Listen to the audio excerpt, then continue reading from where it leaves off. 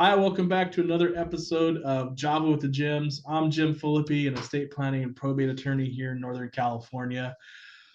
I'm here with my very good friend, Jim Meyer, who is one of the most professional real estate agents in Northern California. He is with Remax Gold. And like everyone else that's watching this video, I'm sure you want to know how Jim likes his coffee. Jim, I like my coffee the way I like my doctor at Kaiser, always on vacation. Okay. Okay. All right. Ooh. So, Jim, if I wanted to start a new business and I came to you, you give me a free consultation, but give me like three or four things that somebody needs to think about before they start a business.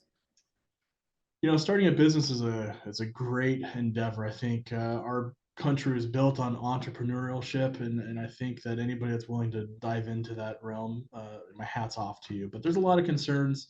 Not one I could certainly go over in a 5 minute episode, but sitting down with an attorney like myself can go over some of the pitfalls that you need to be aware of and set you up in the right place. The first thing is you need to decide, is this a business where I'm going to actively pursue it, or is this one of those businesses where it's more or less a hobby? And that will pretty much guide how you're going to proceed. If it's more of a hobby and it makes more sense, obviously you're going to talk to your tax professional, determine if you stick with a sole proprietorship or if you should establish an LLC or some other entity. But I get a lot of calls from people with this mistaken thought that if I establish an LLC or some corporation, that I immediately have all kinds of liability protection. And the reality of it is that you can't establish a business entity, go out and do a bunch of harm to people and be like, sorry, you can't sue me because I have this corporation. It doesn't really work that way. You're still responsible for your own negligence. And so if you're thinking about just liability protection, you really seriously need to sit down with an attorney like myself so we can discuss, what kind of protections you really have, because it may be a little different than what you're seeing on the internet and people selling you on, establishing an LLC.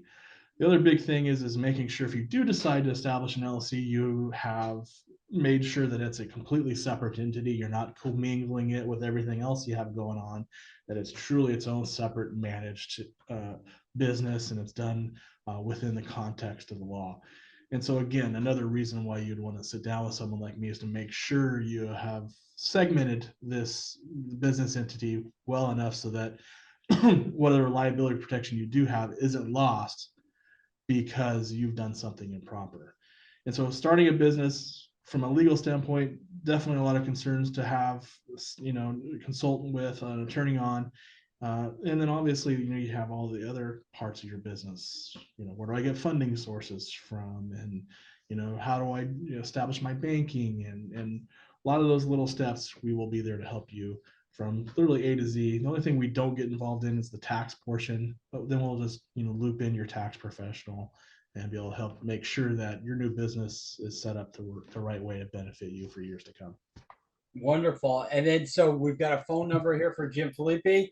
If you're thinking about setting up a business, before you go online and just start clicking those buttons and paying $100 here and there to get that LLC, what does the consultation cost, Jim? We don't charge for consultations. That initial consultation is free because it's an opportunity for you to decide if we're the attorneys that you need for what you're trying to do.